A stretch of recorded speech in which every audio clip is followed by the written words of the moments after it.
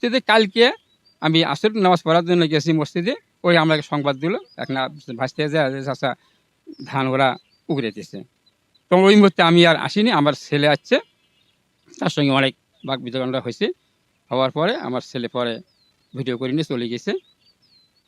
আর পরবর্তীতে ত্রিপল লাইনে কল দিয়েছে আমার ছেলে।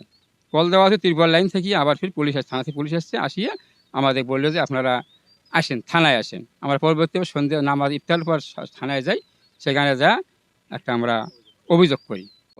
কাগজ দেখালে কাগজপাতি দেখে দেখলো যে এটা তেইশ করছি, দাঁড়াত নয় করছি। তার বাদে মজিবার মশার ডাক দিন, ডাক দিয়ে এটা 9 বাই করে নিল, ওটা 9 বাই করে দিন। ওরা অতি আলটেল দিয়ে ওটা গাড়লো। গাড়ার পর আমরা এটা না হলেও 5-7 দিন পর এটা গাছছি, কিন্তু গাড়ার পর ওই পর্যন্ত আছে। তার আছে এরা থানাতে অভিযোগ করলো, পুলিশ আসিয়ে থানা ডাকে গেল, আমাকেও ডাকে গেল, ওকেও ডাকে গেল।